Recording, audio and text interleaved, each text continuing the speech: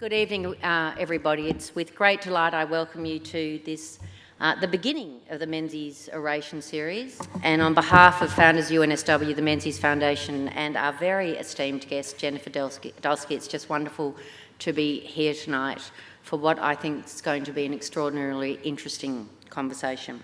Before starting, I'd just like to acknowledge the Bedegal people who are the traditional custodians of the land. I'd like, on behalf of all of us here tonight, to pay my respects to their elders, both past and present, and extend that respect to other Aboriginal and Torres Strait Islanders who are present here today.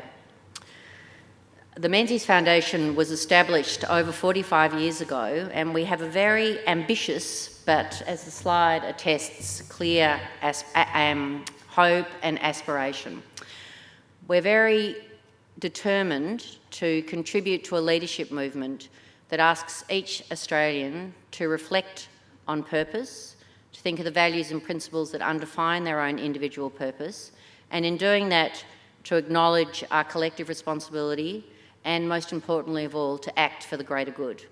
The Menzies Foundation does that work by identifying leadership challenges and then addressing those challenges through building incubators, multi-sector incubators, leveraging multiple perspectives, different ways of thinking and working in deep collaboration to address those problems at scale, which is why I'm so delighted that the Menzies Foundation has been able to bring Jennifer Dulski to Australia.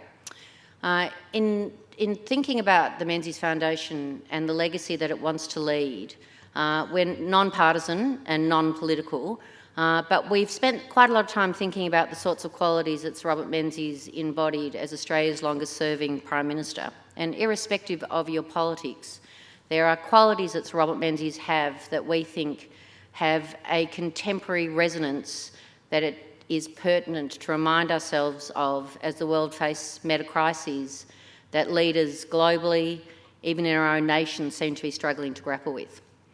Things like service, which is an old-fashioned world, and when we do consultations and have discussions across our very many stakeholders, service has almost become, I think people aren't interested in the word of service. It sounds old-fashioned, and yet that idea of service to others, service to your country, is the thing that absolutely Sir Robert Menzies had in spades.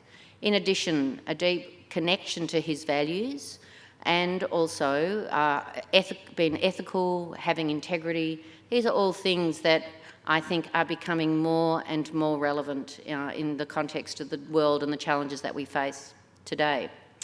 When we see how that in the work of the Menzies Foundation translates into a more contemporary context, in addition to purpose, which sits at the heart of every great leader, and I'm really keen to point out that anybody's a leader. It's not just the people necessarily on the top of the mountain. All of us have the capacity to lead in small and large ways.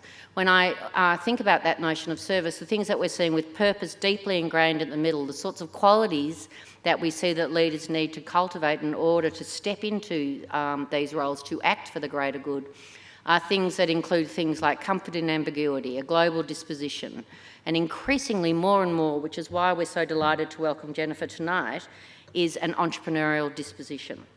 And so without further, though I invite anybody who wants to learn more about the Menzies Foundation to either connect with me or have a look at our website, I'm just so delighted to welcome Jennifer Dulski. The Menzies Foundation has been doing some work for the last 4 or 5 years. One of our key incubators is around school leadership, and the Menzies Foundation has been extraordinarily privileged to have a really positive and exciting collaboration with Jennifer, bringing the very best of Jennifer, which you'll hear about later, Jennifer's deep understanding of collaborative capacity, in addition to extraordinary capability around design and coding and other strengths, to our work in school leadership. And it's not surprising, as I quickly just reflect on why Jennifer is so aptly placed to talk to us tonight in terms of entrepreneurship and all the hopes and aspirations of no doubt many in this room.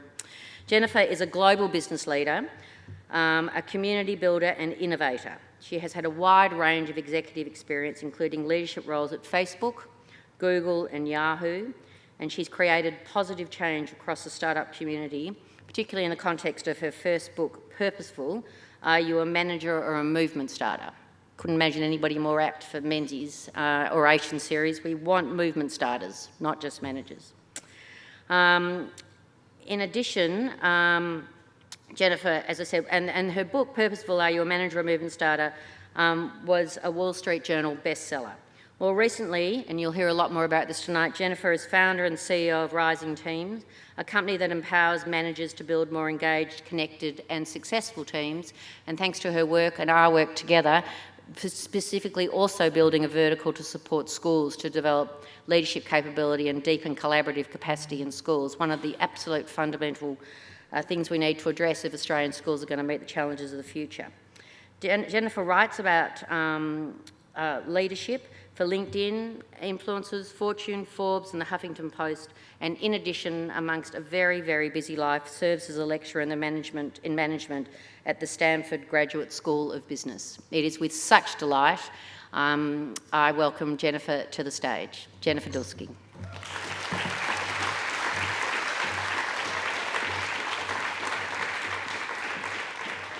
Thank you, Liz. It is great to be here with all of you tonight. I'm especially glad that it is tonight and not tomorrow night, because I think I would have canceled my own talk if we're cheering on the Matildas tomorrow.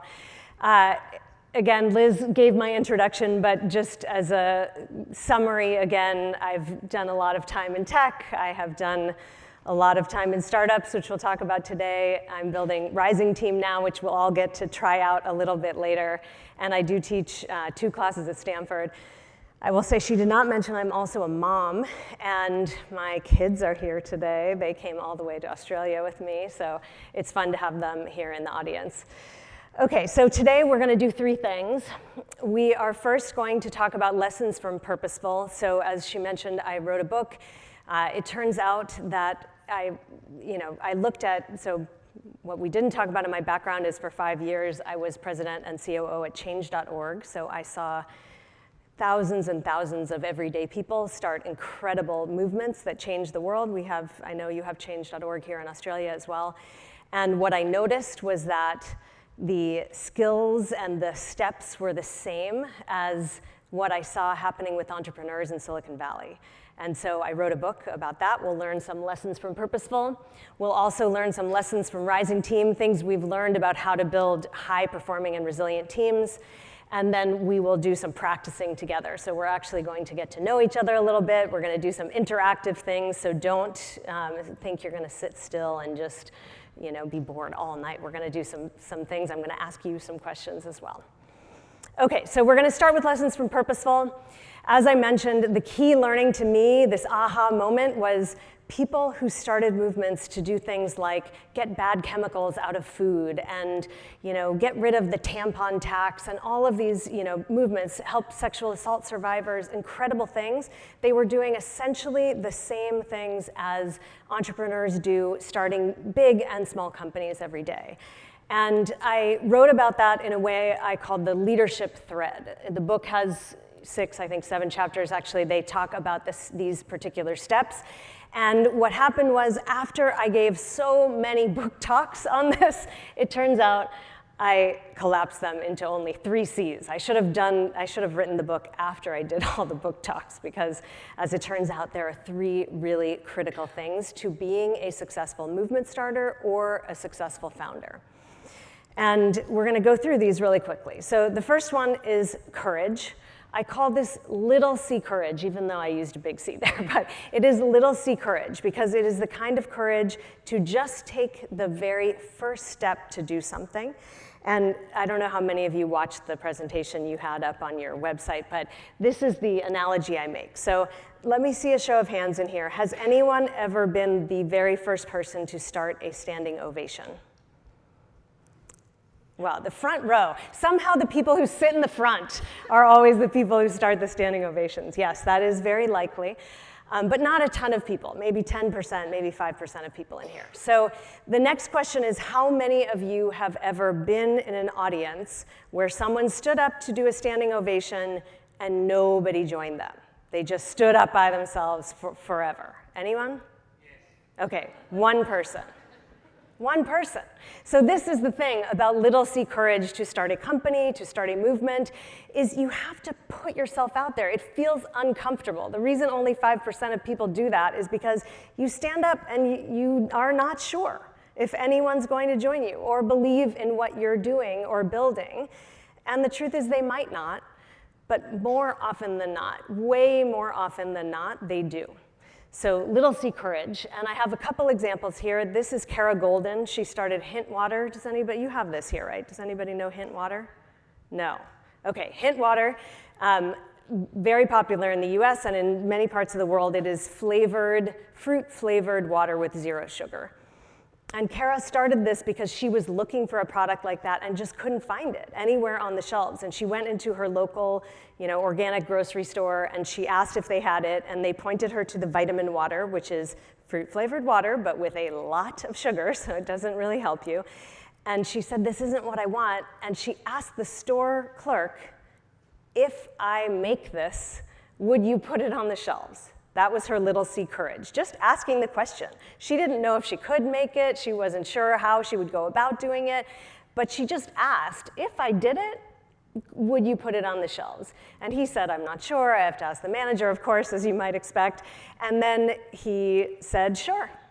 And so then she had an answer, and she figured out how to make her very first cases of Hint Water. She got it on the shelves there, and her story is quite interesting. She actually was in the hospital giving birth to what I think is her 4th child, and she got a phone call and they said, "It's sold out, we need more." And so that was the beginning of Hint Water, but it started with just a question about the product she wanted.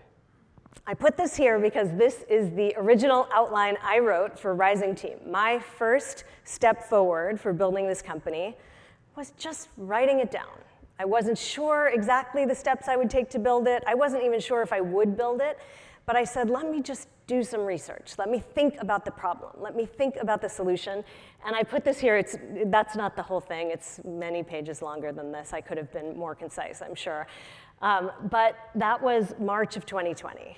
What I did not know, of course, at the beginning of March of 2020, that we were about to enter a global pandemic. And the thing that I thought was important for teams ended up being critically urgent for everybody's team that ended up working remotely. So it was well timed. But my point here is just, I didn't start with raising money. I started with just writing it down. Small steps, little c courage. Okay, second C is community. The point here is that you cannot start a successful company or a movement by yourself. You can take the first step by yourself, but to make it successful, you need other people to join you. Some people may have seen this video because it's a very popular TED Talk, but I will show it to those of you who haven't seen it. This is Dancing Man. He is by himself here on the side of a hill dancing at a concert. And what happens is one person comes to join him, and he enthusiastically welcomes that first follower, the first person who joins him. And because he does that, a few other people join, and then a few more people. And eventually what you'll see happen here is the entire hillside comes to dance with Dancing Shirtless Man because of how enthusiastically he welcomed those first followers. So community is about making sure that you actively welcome people into your idea.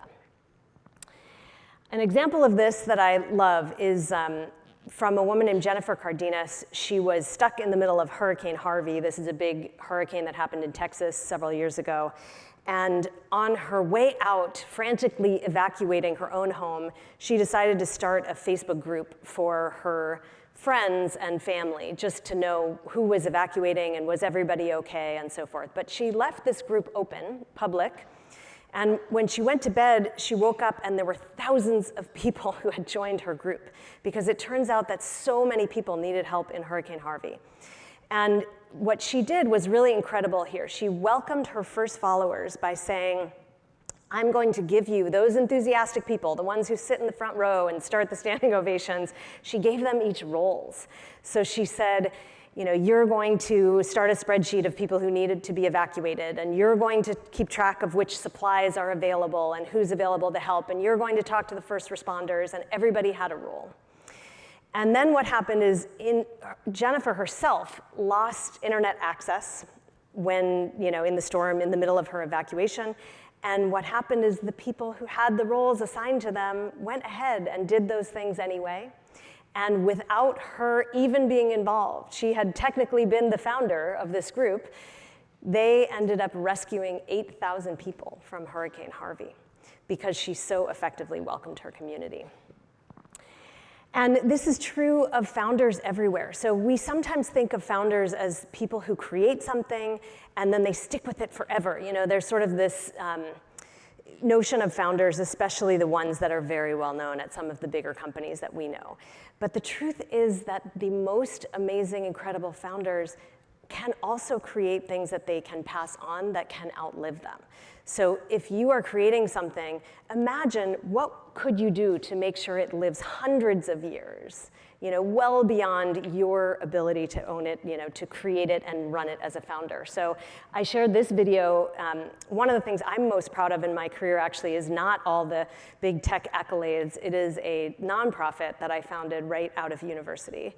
And I ran that program for 5 years. It's about helping get under-resourced and motivated kids to be first-generation university graduates. And after 5 years, I found someone else to pass it along to who became the executive director, and he found someone else, and he found someone else. And some of them were women, some of them were men, excuse my pronoun use there. And it is still running 30 years later.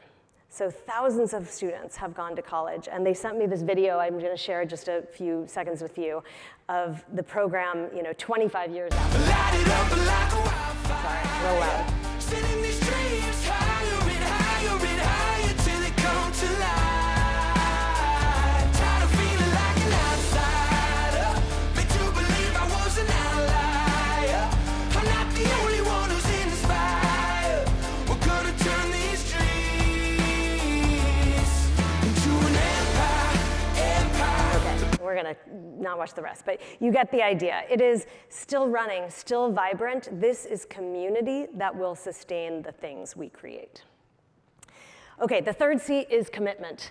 And this is how I describe what it feels like to be a founder. It's also what leadership feels like in general. It's very much like climbing a mountain. Some days are very sunny and you can see the top and you brought a picnic, and some days really suck. You are at the bottom, the wind is howling, your backpack is super heavy, and every day is like that. It's sunny, it's cloudy, it's sunny, it's cloudy, sometimes both on the same day. And so the real key skill of being a successful founder is being able to keep climbing. I joke with my kids, I love the coaches on the Peloton app, and one of my favorite coaches says, forward is a pace.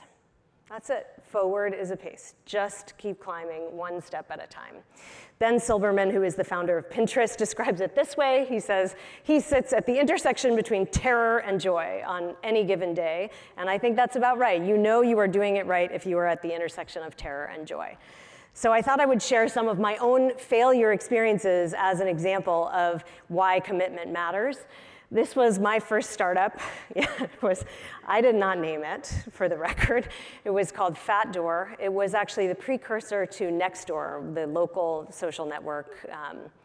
And it was horrible in so many ways. And in fact, you can see here the reporting of its failure says maybe it's just because it had a really bad name, or maybe nobody likes their neighbors. But it was a complete bomb. We shut it down pretty much right away. So that was our first failure. Then we decided, okay, we really wanted to do something that would help people in their local neighborhoods. So we changed from just neighbors getting to know neighbors to this idea called Centered, which was everything you needed locally. How would you plan things? How would you understand events? How would you know your neighbors, et cetera? This horrible. This is founder's classic mistake, trying to do way, way too much. It's like painful for me to even look at this page. So let's just move on. That was complete failure. Then we said, okay, we still want to help people have a great experience in their local neighborhoods. What else can we do? And believe it or not, in 2010, we used AI to build a local product. We used natural language processing. We crawled 50 million local reviews, and we analyzed all that data so that you would know which restaurants were good for kids or romantic or good for groups. We looked at all the menu items and said which was best. It was sort of an automated version of the online local guides. And it was a great product. It was, I think, better than anything else out there, and I could not get anyone to use this thing. It was so hard, and we ended up actually selling the data to other local business providers who loved it and really wanted to pay us for it, which is great. I was like, big business. Then it turned out there were only 6 of them. So I sold it to all of them and then looked up and said, oh, there's no more market here, so failure. And then finally, we decided the thing that could really win in local was helping people find what was on sale. And we built this product called the Deal Map. We took all that data we had about local businesses and we layered on top a layer of sales. And this thing took off like crazy. I did not understand what product market fit was until I actually saw it, because I thought I might have had it before. And then this thing grew to 3 million users in a year without much any marketing. And we were getting cold calls from Microsoft and other people wanting to work with us. And we finally had a success on our hands, but it took 4 tries. It took 3 different names of the company. It took a lot of climbing the mountain and ups and downs on the mountain. We eventually sold that product to Google. And the really interesting lesson here for me was that sometimes even what seems like failure can be a success. So it turns out the AI product that we built at Centered became a core part of the AI inside of Google Maps. So now when you look at Google Maps and you search for things like good for kids, or you look at things like atmosphere or crowd, that comes from the technology that we built at Centered. So even the things that felt like a total failure to me turned out not to be a failure. So some of it is all in the way we look at it, and we're going to talk about that a little bit more. So I put up Sam Altman here. I'm sure you all know who he is, right now the CEO of OpenAI, but previously the president of Y Combinator. He has coached and advised thousands of companies over his life, and what he says is that the most important, number 1 criteria of being a great founder is being resilient and being committed, because there are so many things that can go wrong and do go wrong, and the only ones who survive are the resilient ones. And so we're actually going to do a little exercise practicing our own resilience skills in a minute. Okay, I want to share quickly a few lessons from Rising Team. The first one is that there is a 4th C. So I said I collapsed the book into the 3 C's, as we talked about: courage, community, commitment. It turns out there is a 4th C. It's different than community, which is connection. It's not enough to just welcome people and give them roles and point them in the right direction and be resilient. You need to make people feel like a team if they want to stay working with you. And I'm going to share quickly one of my favorite movie scenes that makes this point. How many of you have seen this movie, Maverick? Anybody? There's some low hands there. Okay, well, if you haven't seen it, this is one of the great scenes from that movie.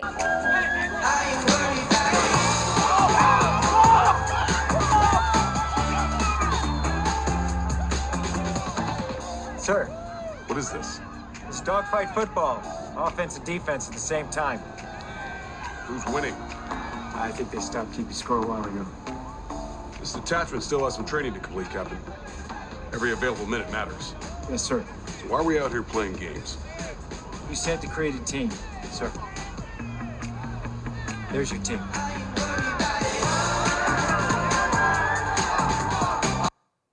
So you can't, it is not enough to just focus on results all day long. We need to hit our goals, we need to hit our numbers. We have to make people feel like a team, or they will not stay part of our team on an ongoing basis.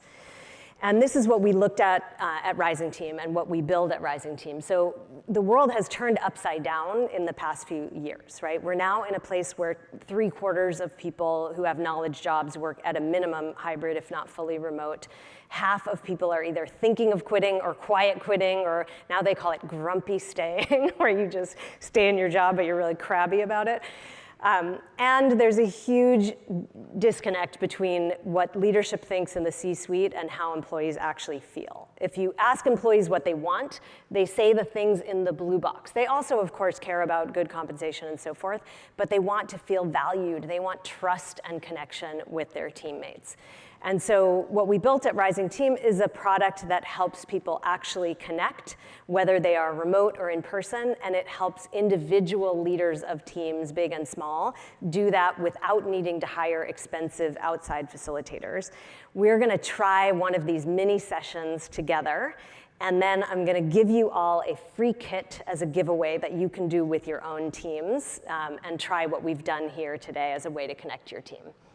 I will say it really works. That's one of the benefits of just like dogfight football, but this is, a little bit more deeper connection building, but it really works. It drives up engagement, it drives retention, it makes people feel more deeply connected. Okay, so we're gonna try it, and I think from here, we'll maybe bring up the house lights a little bit. And our topic for today is resilience. So I am going to first read some statements, and I'm going to ask you to stand up or raise your hand if you can't stand, if these statements apply to you. And we're gonna start with these, and then we will also, in a minute, I'm gonna ask you to get out your phone, and we're gonna do some interactive things on an app. So, okay, we're gonna start easy. How many people here stand up or raise your hand if you work 100% remote? If you can stand, I'm gonna ask you to stand because it's easier to see. Okay, so not a ton of people work 100% remote. That's maybe also 5% or so. Great, thank you. How many people here work hybrid? Some of the time remote and some of the time in person. Okay, there we go. So we're at 76% between the fully remote and hybrid. Okay, thank you, you can sit down. And how many people are, 100% in person? Okay, rocking the 100% in person, I like that. Okay, thank you.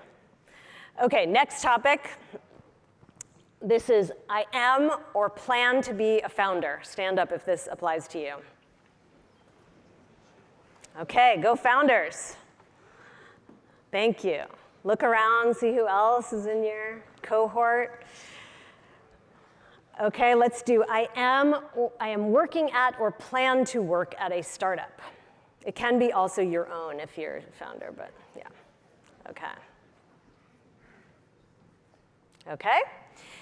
And now we're gonna get to the resilience part. We're gonna slowly wade our way into this. So I face challenges at work that feel daunting at times. Stand up if this applies to you. Yeah. I wanna know who is not standing up that anything feels daunting. Okay, look around. Everybody feels that. Okay, most people feel that, not everybody. Okay. Last one, and then we're gonna go to the app in a minute. So now would be a great time. I've faced challenges outside of work that can make work feel more difficult. Stand up if this applies to you. Yeah. And probably some days more than others, right? Okay, thank you, you can sit down. Thank you. Okay, we're pulling up a slightly different computer, so get out your phone now. We're gonna do the interactive app part. Okay, there we go. Okay, so you're gonna scan that QR code. We're gonna play a little music here while you're joining. It is going to ask you to put in your email and create a password. Please pick a password you can remember, because this is how you're gonna get back to your free thing that I'm giving you at the end.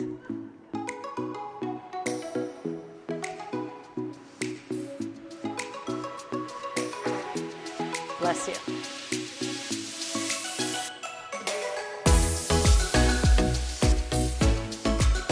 And you can see as you join, we'll see who's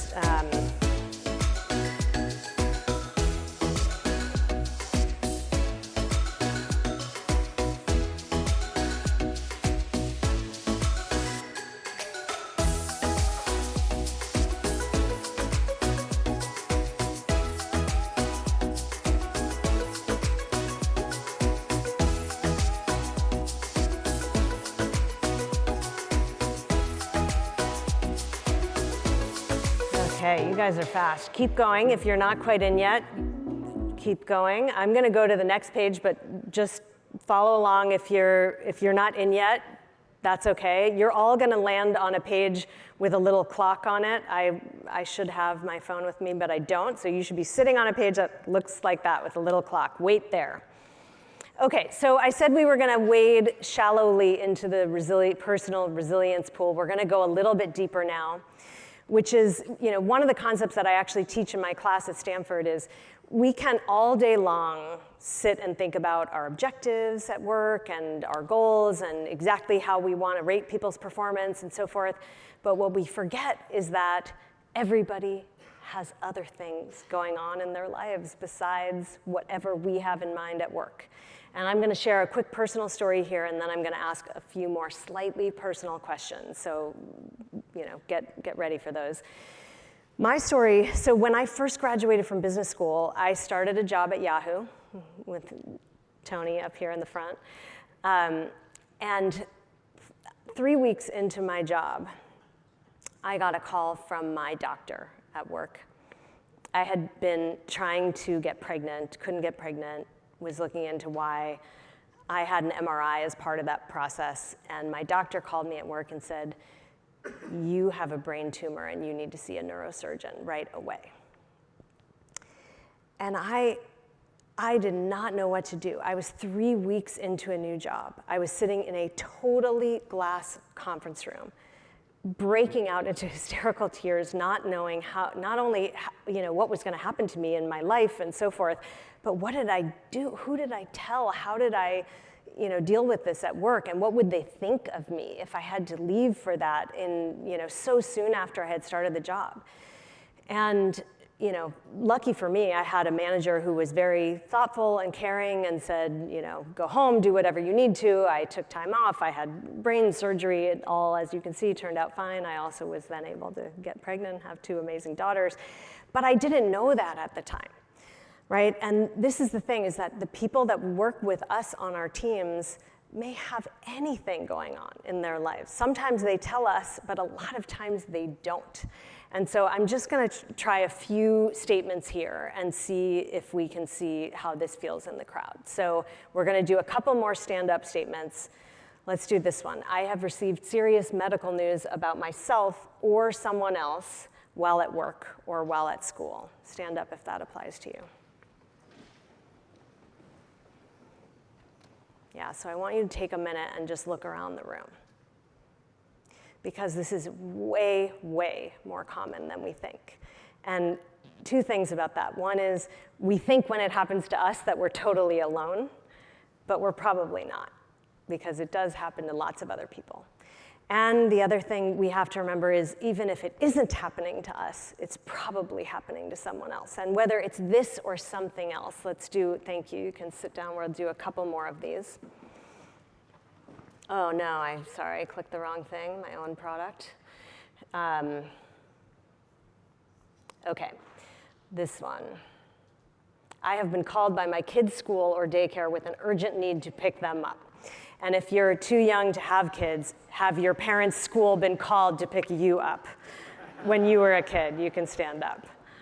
Yeah, so this is a common one too. Again, you cannot control. It's a little bit easier when people are working hybrid, but you can't always control that.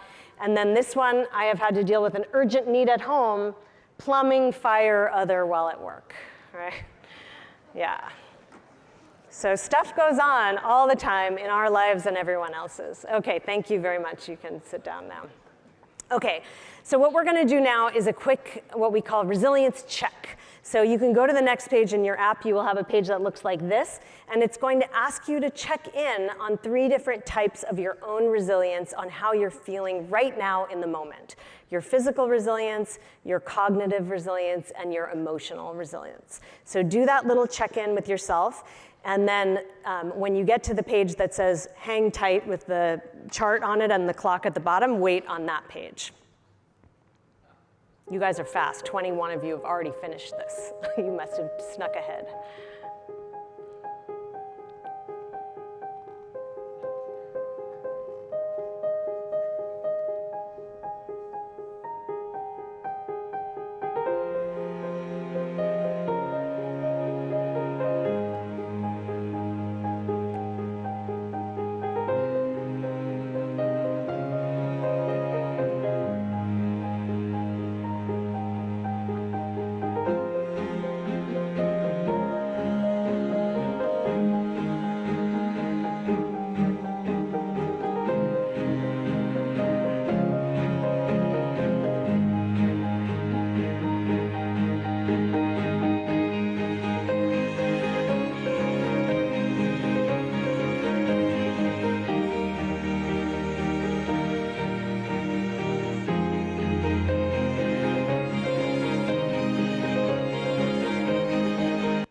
Okay, for the sake of the time of the presentation, I'm going to keep going. If you haven't finished yours, go ahead and keep going. But we're going to look at the roll-up of who we have so far, which is almost all of you.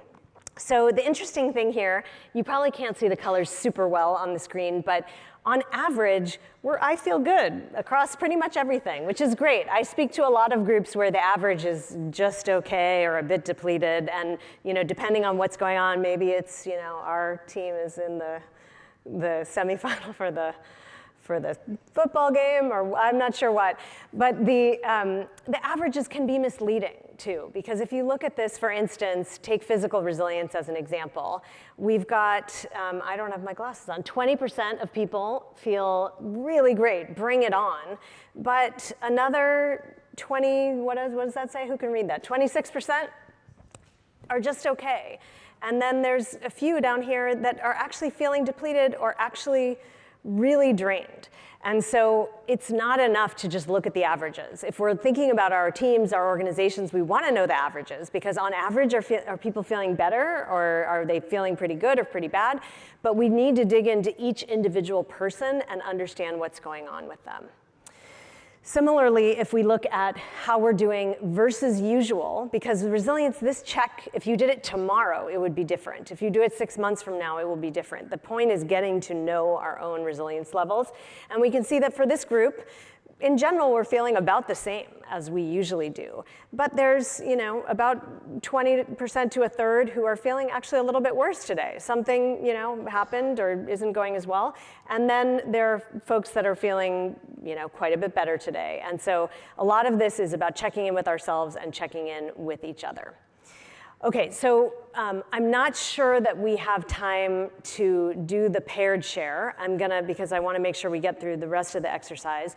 Typically what we do here is a turn to your neighbor and share with them. There will be some time at the end of the session where you can do pairwise sharing. But what I'd like to do now is, if you go to the next page, there is an opportunity for group sharing. And let's see if we have any brave people. If you want to share what this exercise made you think of, anything about what you noticed about your personal resilience, click the volunteer. We already have 5 volunteers, and I think we have Ninette passing a mic around for our volunteers. So we're going to start with Zhang. Where are you? Raise your hand so we can get you a mic. Can you raise a hand or stand up? Now you're not sure you want to share anymore? I see that. Okay, there we go. This should be a friendly crowd. We all just shared our deep, difficult moments with each other. Hi, Maybe Jennifer. introduce yourself a little bit first, too. Yes, George Chung, and I also went to Stanford. And the resilient chart is very interesting. It really tells me more about my feelings today, my thinking today, looking at Tony. And very, very revealing about what the feelings and things Okay, are. great. Thank you Thank so you. much. Okay, next we have Wang Jin. Where are you? Okay.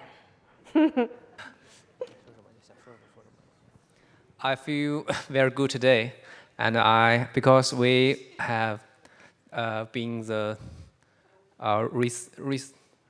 bow racing and learn a lot of skills about it. So I feel quite good today. Okay, thank you. Great. Okay, so someone who's feeling a little bit better today. Okay, Matthew, where are you? Okay, over here. We'll do 2 more quickly. Oh, we're probably not going to get through all 12 people who now raised your hand, but thank you for volunteering. Hi there, Jen. It's nice to meet you. My name is Matt. I'm actually an international student from the US. Oh, great. The resilient chart was really great. Today I answered I'm feeling pretty good, but I just got out of a period of burnout. So if I had answered a couple of days ago, or maybe a week ago, or before exams or something like that, it would have been way lower. But it was nice to see kind of the spread of how many people are feeling good, bad on any given day. And that's nice information to know going forward, because it really felt like during that period of burnout, I was really by myself. Exactly, that is such a good point. Thank you, Matt, because we are all, we are all in this together. So we have to remember when we feel down, someone else probably feels up and they may be able to help bring us up a little bit. And when we feel up, we may be able to help bring up others around us. Okay, I'm gonna keep going. Again, there'll be more time at the end for you to share all of those things. Okay, so because what I want to get to before we run out of time is some practice. We're going to learn some resilience building strategies and practice them together. We won't be able to practice every single one, but we'll do a few together. So there are techniques. The good news about resilience is it can be built. There's lots of ways to do it. So we are going to learn 3 types today. The first is what we call mood shifters. And you can stay on your hang tight screen. You don't have to move on yet. You're gonna, if you've gone ahead, you'll see one that says moment of gratitude. Do not go past that page. So stay on your hang tight page. Okay, so the first one, I do want to practice this together. It's about breathing. And we're going to try 2 of these now. So mood shifters are things that help our physical resilience. The first one is about breathing. And we are not going to do slow breaths, actually. We're going to try something called cyclic sighing. Has anyone heard of this? Does anyone listen to Andrew Huberman podcast? Okay, I see a few hands. Amazing podcast about health and medicine. He has a whole episode just on breathing, and they have done research about which type of breathing is the best to reduce stress, not only in the immediate term, but over a full period of 24 hours. And it turns out that the single best type of doing this is called cyclic sighing, which I'm going to demonstrate for you now, and then we're going to try all together. So cyclic sighing is 1 deep breath in through your nose, and then a second dramatic short deep breath in through your nose, and then a breathe out. Okay, so it goes like this. Okay, so we're going to all do that 3 times together. Okay, ready?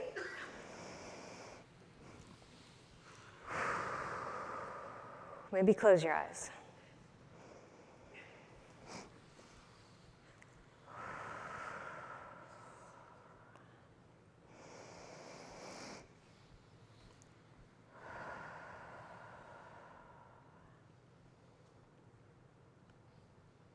Okay, that is cyclic sighing. If you do this for 5 minutes, it will reduce stress for the next full 24-hour period. So if you take away only one thing from this whole presentation, remember that. It seems so obvious, but breathing can really make a huge difference. Okay, we are not going to do the next one. The next one is about physical activation, but physical activity can also be a mood shifter. We're going to skip this one for time reasons.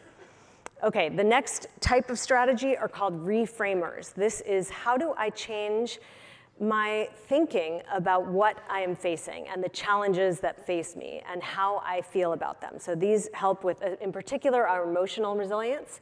And now you can go to the page that says moment of gratitude. If you haven't already, I'm going to give you 30 seconds to type in as many things as you are grateful for or bring you joy in your life onto that page.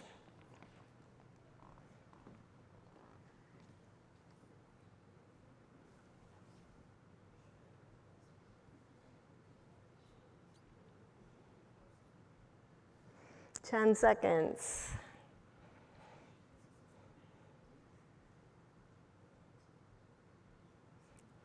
Okay, time is up. We are going to see what everybody said here. We are going to see what everybody said, I think, if we have Wi-Fi. There we go. Okay. Wow, we've got a lot of things that people are grateful for. The ones that jump out the most: family, friends, husband, dog, health. But also, if you dig deeper in here, dancing, the beach, reading, yoga, meeting people. That's people adding more things. The ocean, love that for here. Sunshine, sunlight, my kids, my grandkids.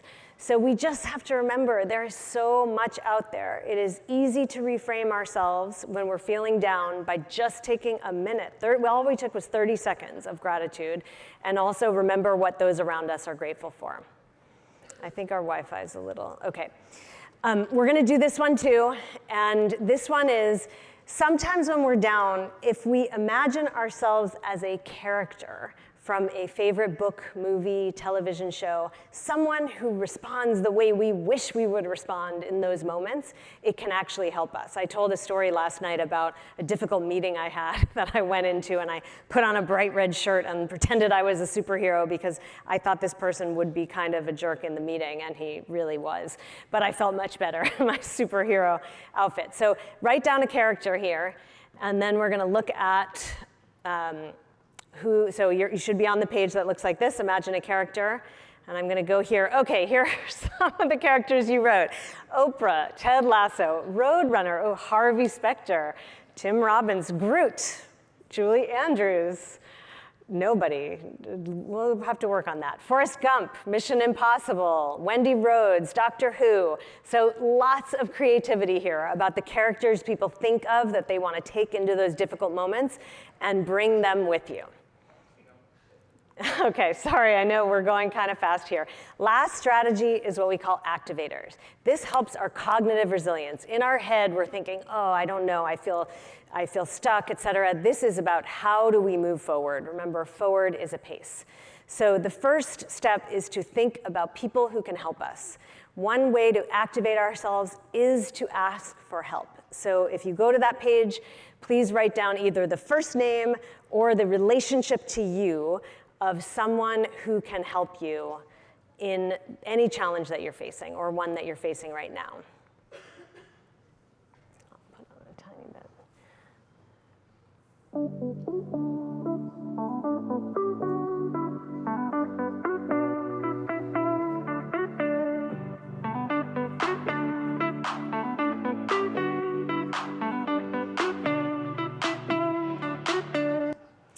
Okay, I'm going to keep going again because I know we want to get to Q&A. Wow, look at that already with just the first set of people. We've got friend, partner, mentor, wife, husband, mom, Marty, my bestie, my lawyer, past colleagues, teachers, Polly. Lawyer, I think should be bigger on this list because they often can help.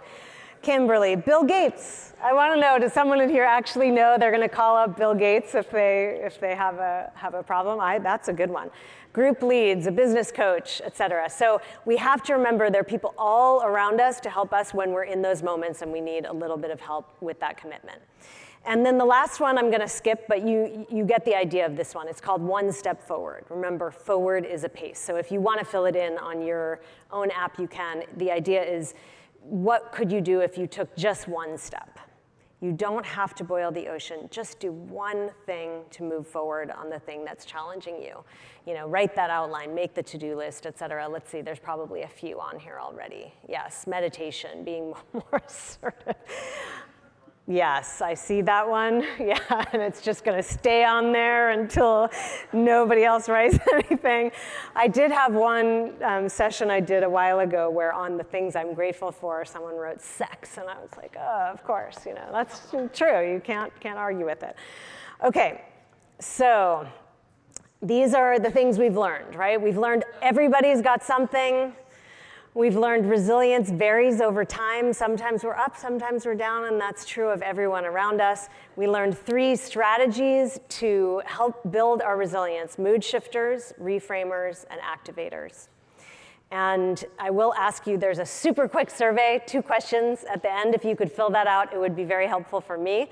And then you get, and the next page after that is where we give you your free session. So if you want to run this session about resilience with your own team, any small team, it's not for a big group like this, but up to 14 people, you can take it back, you can use it with friends at school, you can use it with your team at your company or your colleagues.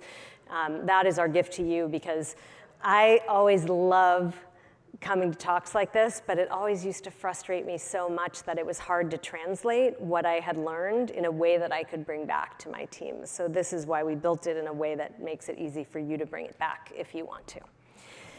Okay, that is the end of our session. To summarize, we've learned about the 4 C's: courage, community, commitment, and connection. And we learned 3 strategies for building resilience in that commitment factor, which, as Sam Altman says, is the most important part of being a founder. And now David's going to come up, and we're going to do a little Q&A. Thank you.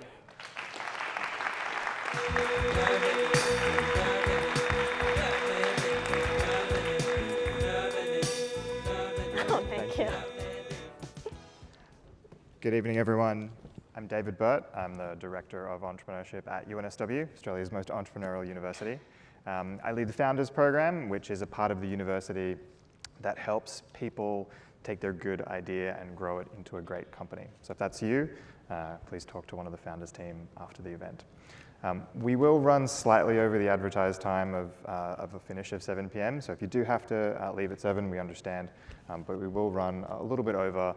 And if you have a question for Jen, the first one who's willing to step forward to the microphone will get that opportunity. But just before we go there, people also had an opportunity to submit questions when they RSVP'd for the event.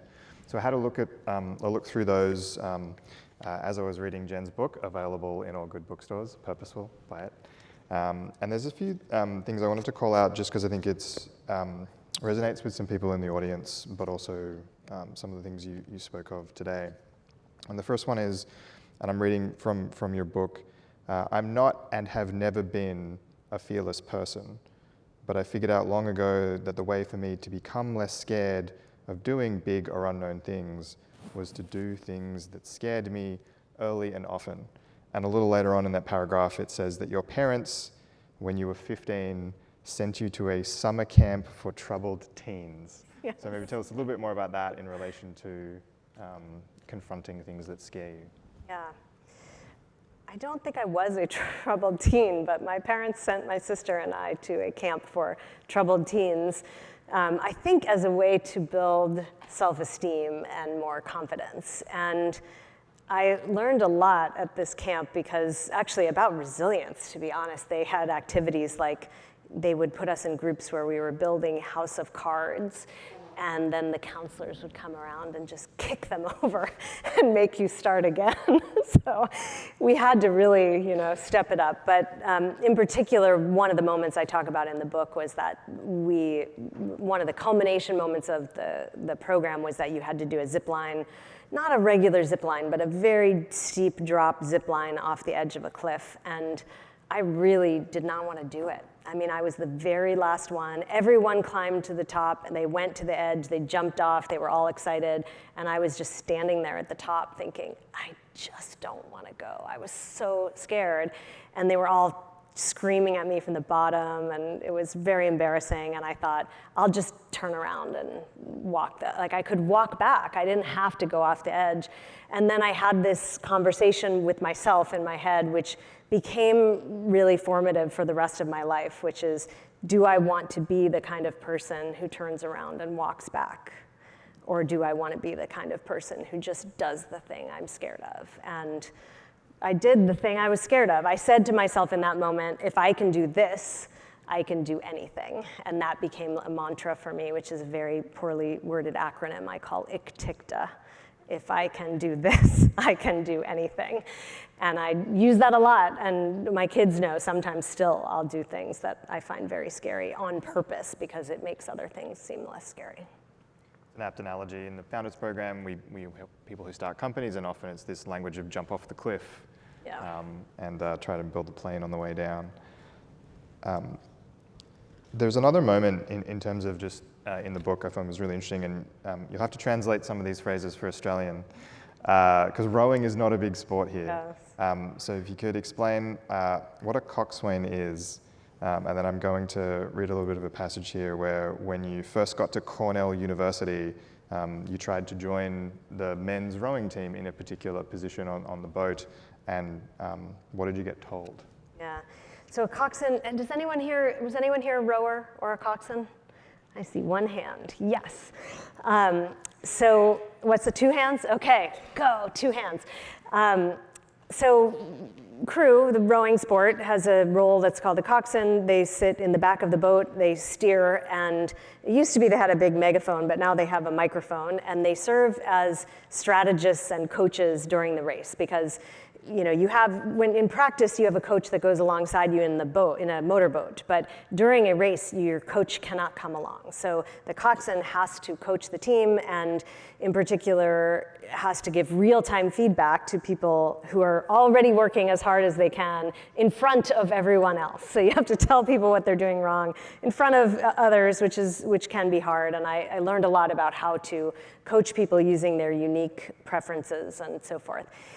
I had coxed men's crew in high school, and so when I got to Cornell, I thought I would cox the men's crew, and they said no, only men could cox men's crew, and I had to join the women's team.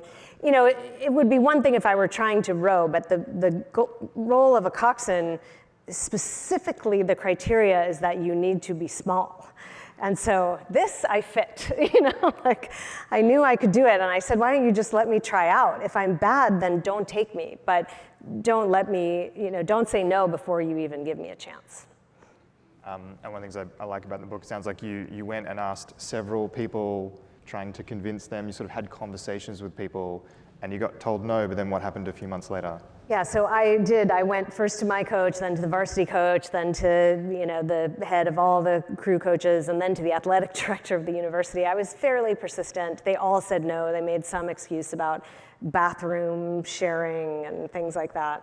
That made no sense to me. But and then I joined the women's team because I really did want to cox crew. And 3 months later, the athletic director called me back and he said, we've been talking about this and we changed our mind, and you can cox the men's crew if you want to. But at that point, I had already committed to the women's team, and I didn't want to go back on my word with them. And my boat did win nationals that year, so it turns out it's not bad at this after all. But years later, I went back to Cornell and visited with the crew team, and I asked them how many of the men's coxswains are women. And they said almost all of them now. So. Fantastic. I want to say, if there is a question in the audience, no one has yet stepped forward to the microphone down the front, so you do have a moment. But what I really like about that story is you actually had conversations with people. You saw something you wanted to change in the world, and it's probably a good thing that Twitter didn't exist. I see a lot of people putting tweets out rather than having conversations. It's interesting. We, at change.org, we talk a lot about something called, they often call it power mapping, but it can also be called influence mapping. So what I didn't know then, but I learned later working at change.org, was that it's not only having those conversations, it's understanding what influences the people whom you are trying to persuade. And so if I were to go back and do that again, I might do even a bit more research to find out who were the people. For instance, I didn't talk to any donors of the crew team, which might have been influential. And there are lots of ways to persuade people when you're trying to make something happen. Absolutely. Question from the audience. Yes, hi. I'm Alana Manfredini, Duke University student and Tesla engineer. And I was just kind of curious about, you talk about taking one step forward, but then you're also talking about taking the jump off the cliff, and this kind of feels like it's in conflict. How do you balance being able to just convince yourself to take that first small step and committing 100%? Yeah, it's interesting because sometimes the first step feels like a jump off the cliff. That's the thing about it. It's often not actually a jump off a cliff, but even just saying, I want to do this thing out loud can feel really big to people. And so I try to just remind myself and remind others that those steps can be small. So, for instance, that's why I make the standing ovation analogy, because it can be uncomfortable. That moment, sometimes people just email their friends and say, hey, I'm thinking about this, but it just feels so scary to do that one thing. The thing about it is once you do it, the other things feel less scary, because usually as soon as you do the first thing, you realize it wasn't that bad and it wasn't that hard. And even if people didn't respond the way you wanted, you could probably do that again or a little bit more. And so that's why the small steps, it's like one, then another, then another. Does that make sense? Thank you, yeah. Okay. Thank you. First follower, even though I said only one question, so yeah, but please ask your question. Okay. All right. My name is Nash. I'm currently start business as your first, similar to your first example, like Hint Water. I'm doing a monk fruit sweetener, which is very popular in America, but still it's not very popular in Australia. That's why I'm trying to promote